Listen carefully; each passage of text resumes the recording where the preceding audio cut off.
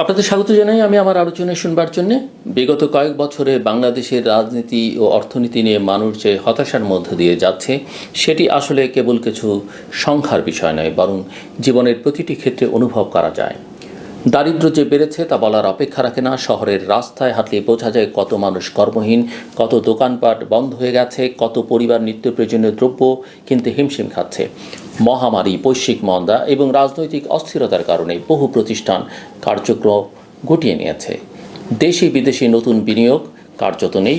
অর্থনীতিতে নিম্নগতি এতটাই প্রকট যে মধ্যবিত্তের বড় একটা অংশ দ্রুত নিম্ন মধ্যবিত্তে নেমে গেছে, আর নিম্ন মধ্যবিত্ত সরাসরি দরিদ্র শ্রেণীতে নেমে গেছে। অন্তর্বর্তী সরকার আসবার পর মানুষ ভেবেছিল হয়তো নতুন এক বিনিয়োগ বান্ধব পরিবেশ তৈরি হবে, অর্থনীতিতে পুনরুজ্জীবিত করার জন্য নানা পদক্ষেপ নেওয়া হবে। কিন্তু বাস্তবে দেখা যাচ্ছে বিনিয়োগ এখনও বাড়েনি।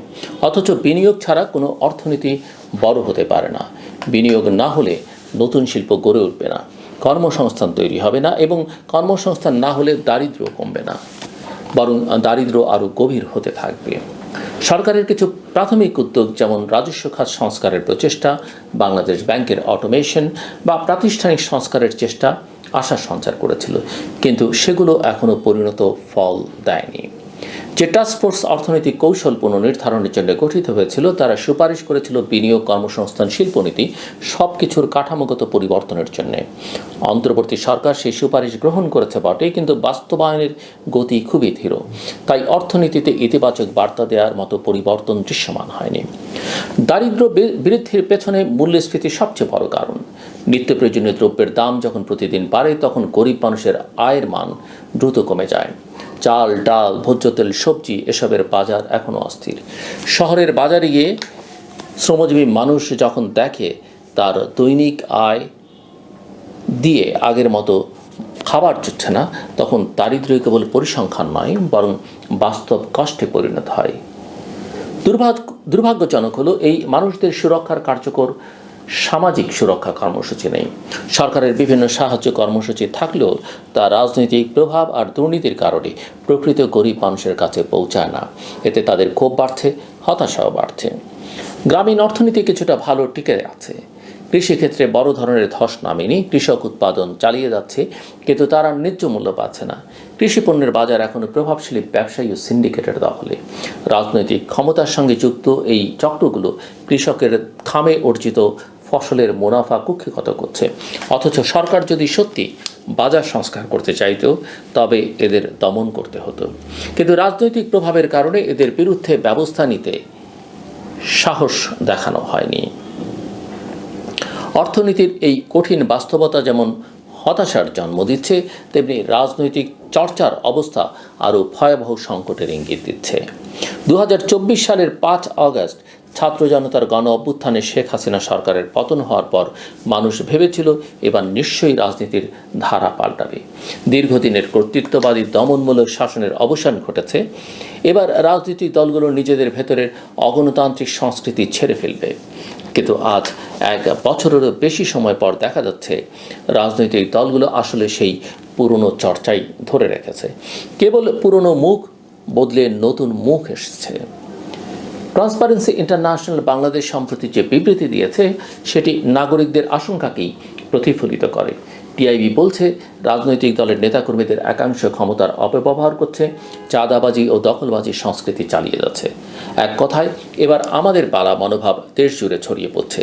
মানুষ ভেবেছিল কর্তৃত্ববাদী সরকারের পতনের পর অন্তত এইসব অসুস্থ চর্চা বন্ধ হবে, কিন্তু বাস্তবে তার কোনো লক্ষণ নেই।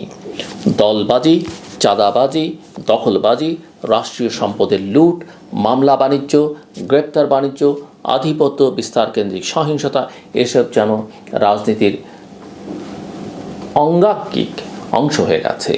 নতুন রাজনৈতিক দলগুলো একই পথে হাঁটছে। ছাত্রদের আন্দোলনের মাধ্যমে যারা নতুন দল গঠন করেছে, তারাও আজ নানা অপকর্মে জড়িয়ে পড়ছে।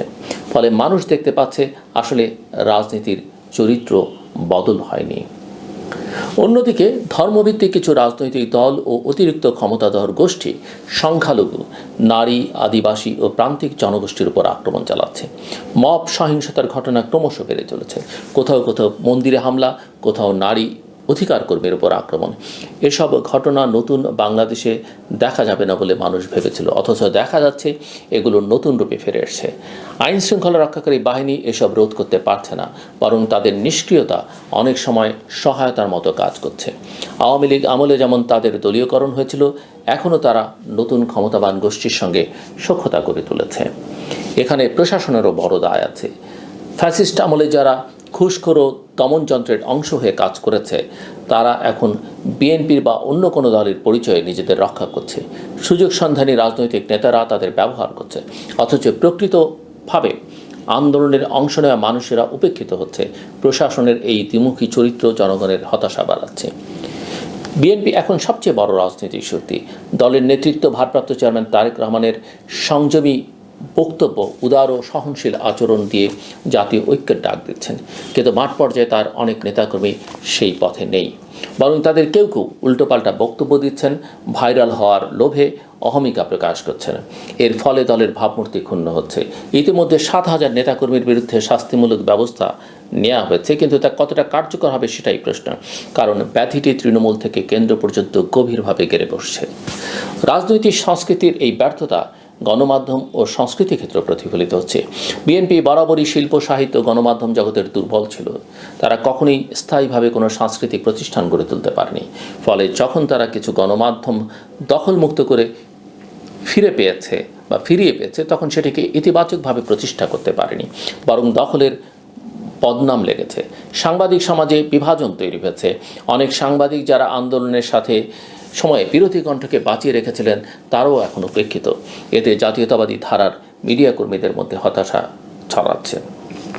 আজকের বাস্তবতা হচ্ছে, নতুন বাংলাদেশের স্বপ্ন এখনও বাস্তবে রূপ নেয়নি, বরং পুরনো অসুস্থ চর্চাগুলো নতুন নামে নতুন রূপে ফিরে আসছে। অথচ এই পরিস্থিতি বদলানোর জন্য রাজনৈতিক দলগুলোর ভেতরে মৌলিক সংস্কার প্রয়োজন। দলের ভেতরে গণতান্ত্রিক চর্চা, জবাবদিহিতা, নৈতিকতা এসব কিছুর বিকাশ ঘটাতে হবে, না হলে নতুন বাংলাদেশ গড়বার স্বপ্ন ভেঙে যাবে। মানুষ এখনও আশা হারায়নি। ছাত্র জনতার অভ্যুত্থান প্রমাণ করেছে, জনগণ চাইলেই কর্তৃত্ববাদী শাসন ভেঙে দিতে পারে, কিন্তু সেই আত্মত্যাগ বৃথা হয়ে যাবে যদি রাজনৈতিক দলগুলো কেবল ক্ষমতার ভাগাভাগিতে ব্যস্ত থাকে। প্রশ্নটা এখন খুবই সোজা, তারা কি সত্যি নতুন গণতান্ত্রিক সংস্কৃতি গড়তে চায়, নাকি পুরনো রোগের পুনরাবৃত্তি ঘটিয়ে এবার আমাদের পালা খেলা চালাতে চায়? যদি দ্বিতীয়টাই সত্য হয়, তবে নতুন বাংলাদেশ আর পুরনো বাংলাদেশের মধ্যে পার্থক্য খুঁজে পাওয়া যাবে না, আর জনগণের হতাশা তখন আরও গভীর হবে। আমার কথা শুনবার জন্য ধন্যবাদ। সবার জন্য শুভকামনা।